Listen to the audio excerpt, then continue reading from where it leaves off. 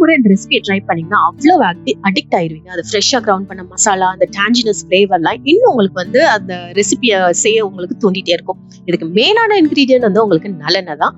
இதை எப்படி பண்ணலாம்னு பார்க்கலாம். இதுக்கு ஃபர்ஸ்ட் நம்ம ஒரு பேஸ்ட் கிரியேட் பண்ணணும். அதுக்கு நான் நல்லெண்ணெய் ஊற்றி வெந்தயம், மல்லி, கடலைப்பருப்பு, பீனட் வந்து ஸ்கின் பீல் பண்ணி ஆட் பண்ணிக்கோங்க. இதெல்லாம் ஆட் பண்ணிட்டு 3 to 4 minutes கழிச்சு கொஞ்சம் எள்ளும் தேங்காய் பூவும் போட்டு ஸ்விட்ச் ஆஃப் பண்ணிடுங்க. அந்த ஹீட்லேயே இந்த தேங்காய் பூ வந்து நல்லா குக் ஆயிரும். நல்லா ஆறுன உடனே பேஸ்டா கிரைண்ட் பண்ணி எடுத்துக்கோங்க.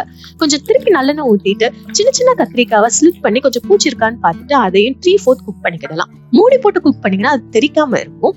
அந்த பிரிஞ்சோல எல்லாத்தையுமே எடுத்துட்டு 3/4 குக் பண்ண பிரிஞ்சோல எடுத்துட்டு கொஞ்சம் வெள்ளைப்பூடு, கிளி போட்ட மிளகா, வெங்காயம், சின்ன வெங்காயம் நீங்க ஆட் பண்ணிக்கோங்க. அதான் ஹைலைட் இந்த ரெசிபிக்கு. நல்லா டிரான்ஸ்லூசன்ட் ஆகி வர மோஸ்ட்ல நல்ல ரைப்பான தக்காளி பழம் நீங்க வந்து பியூரி எடுத்து வச்சுக்கோங்க. அதையும் ஆட் பண்ணி நல்லா எண்ணெய் பிரிஞ்சு வர மோஸ்ட்ல மஞ்சத்தூள், உப்பு, மிளகாத்தூள் இதெல்லாம் ஆட் பண்ணிட்டு 1 நிமிஷம் குக் பண்ணுங்க. அதோட கொஞ்சம் கரைச்சி வச்சு லெமன் சைஸ் புளியை நல்லா திக்கான பேஸ்டா கரைச்சி இதெல்லாம் ஆட் பண்ணிக்கோங்க.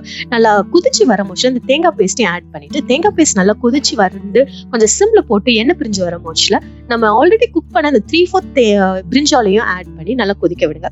கொதிச்சு அதை சிம்ல போட்டுறீங்கன்னா நல்ல எண்ணெய் பிரிஞ்சு வரும். உங்களுடைய கிரேவி சூப்பரா ரெடி ஆயிடுச்சு. அதையும் அடுத்த நாள் நீங்க வச்சு சாப்பிட்டீங்கன்னா அவ்வளவு சுவையா இருக்கும். இதையும் தோசை கூட நீங்க வச்சு சாப்பிடலாம். கண்டிப்பா செஞ்சு பார்த்துட்டு கீழே கமெண்ட் பண்ணுங்க.